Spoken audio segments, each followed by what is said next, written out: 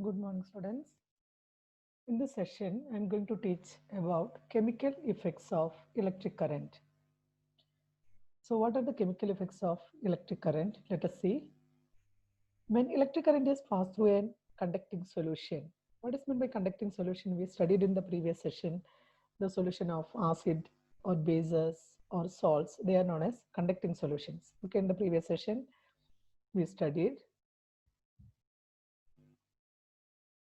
Yes, here we told some liquids are good conductors of electricity and some are poor conductors of electricity. So which are the good conductors of electricity? Tap water, salt solution, hydrochloric acid, sodium hydroxide. It means the solutions of acids, bases and salts are conductors of electricity. But some liquids are poor conductors of electricity. Which are the poor conductors of electricity? Distilled water, sugar solution, kerosene, spirit, etc. Okay, so here when electric current is passed through a conducting solution may be the solution of acid, base or salt, some chemical reaction takes place. Okay, let us see what chemical reaction will take place. For example,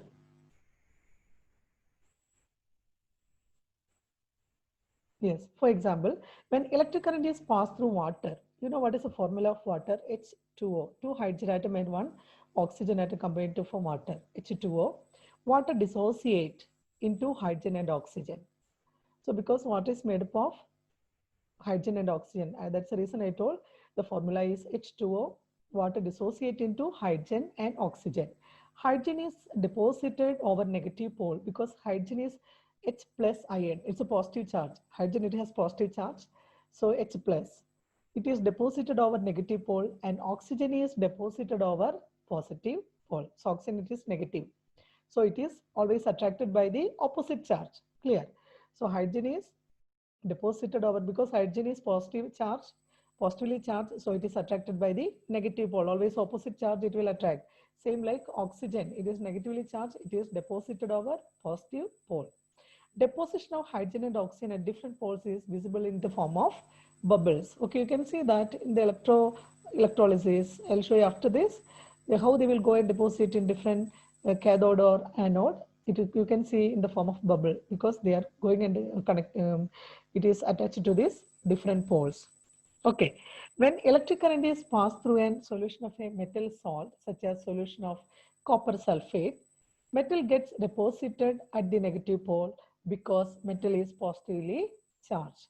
So if you are taking first case, they told water. The second, you take copper sulfate solution. What will happen? Copper sulfate, there is a Cu plus, Cu2 plus, SO4 2 minus. Copper ion and sulfate ion, copper is positive charge and sulfate it is negative charge. So this copper, this metal gets deposited, copper, what charge I told, it's positive charge. It gets deposited at the negative pole, opposite charge, because metal is positively charged, copper is positively charged. Sometimes the color of solution also changes when electric current passes through it.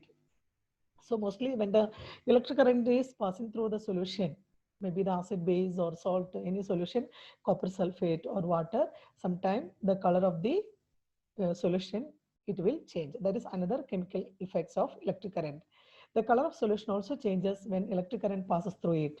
The above examples are some of the chemical effects of electric current. The chemical reaction depends upon the type of solution. So the chemical reaction depends upon the type of solution. Clear? The next, chemical effects of electric current. Look at this diagram. You can see here setup of electrolysis experiment. This is a setup. So this is we have to, here you should take always any one solution that is called electrolyte. You can see here, this is electrolyte. And you can see that there are two rods, it deposit inside this water. One is called anode, another one is called cathode.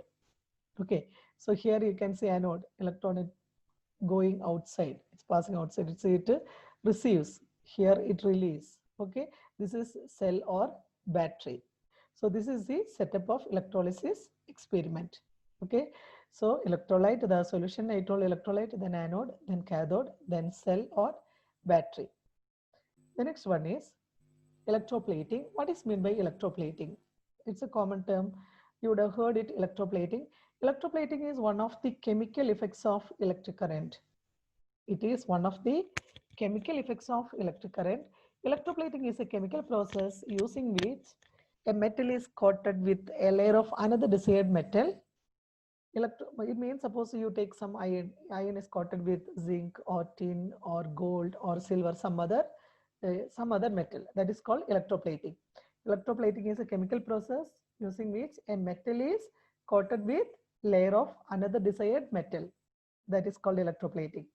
Electroplating is done to make the metal shiny.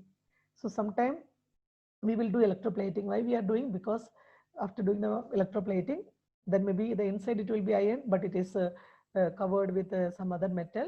So it will become more shiny. Clear?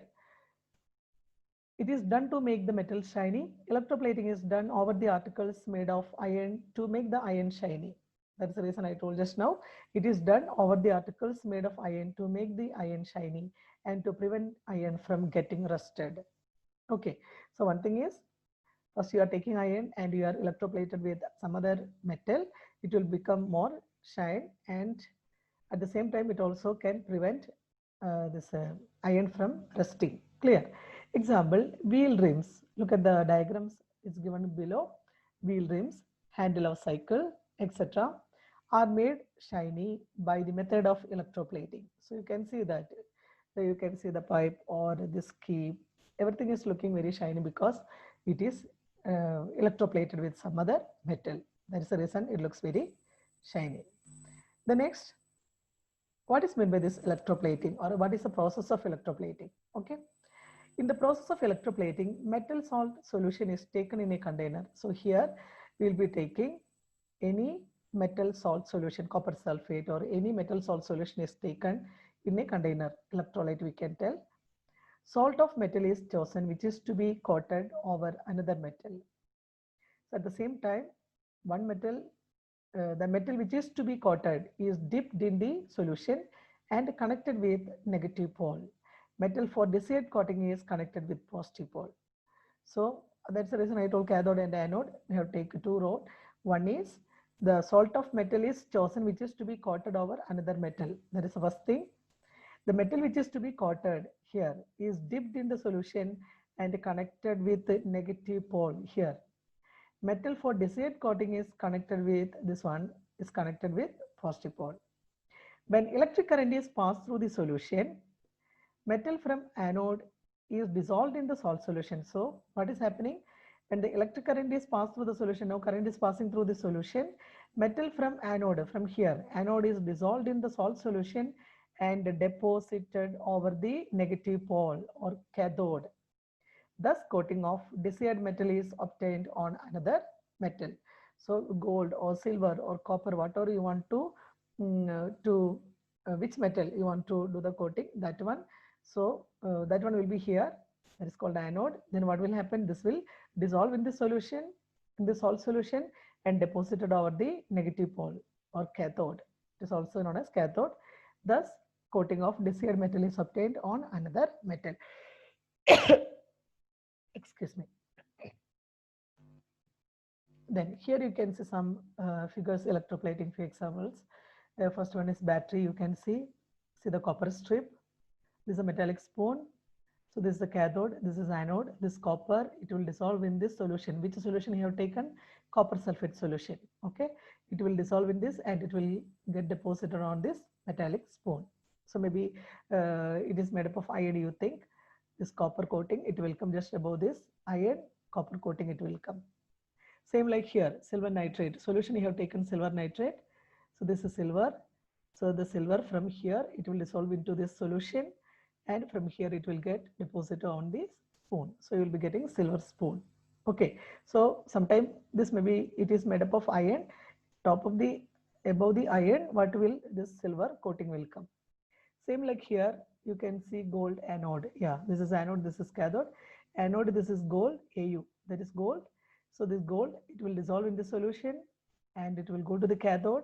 See, all glasses frame to be plated. So here cathode, it is getting deposited by this gold. So these are the few examples for electroplating. Then what are the uses of electroplating? Okay, it's very useful in our day-to-day life. What are the use? First one is water pipes, which are made of iron, are coated with a layer of zinc metal by the process of electroplating. Zinc is less reactive than iron and thus prevents the iron pipe from getting rusted. So usually the water pipes, how it is made up of? It is made up of which metal? Made up of iron, and it is coated with another metal. Which metal? Zinc metal, by the process of electroplating. What is the specialty of the zinc? It is less reactive than iron and it prevents the iron pipe from getting rusted. Okay, that is the reason the water pipes, which is made of iron, is coated by the zinc, so it will not get rusted. Same like rims of wheels of cycle, cars, etc., are electroplated with chromium metal. Layer of chromium metal give them shiny appearance and prevents from rust. Okay, so the rims of iron, or rims of cycle, cars, etc., so it's made up of iron, but it is covered with, it's coated with chromium metal by electroplating. For that, what will they show? Which method they have to use? They have to use electroplating method. Then what is the advantage? Advantage is it will become shiny. It will get a shiny appearance and also prevents from rust. Ornaments made of silver or other cheap metals are electroplated with gold to give them appearance like gold. So some ornaments, actually inside it is silver or iron or any other cheap metal, but it is electroplated with gold to give them appearance like gold. Then tin cans used for storing food made of iron, electroplating with coat of tin. So actually that can, it is made up of iron, but it is electroplated with tin. What is the advantage? Tin is less reactive than iron and prevents foods packed in them from getting spoiled. Okay, so the tin cans. So actually inside what it is? Inside it is made up of iron, but it's coated with, by electroplating method, it's coated with tin, and the tin is less reactive than iron and prevents foods packed in them from getting spoiled. So these are some advantages or uses of electroplating. Thank you, students.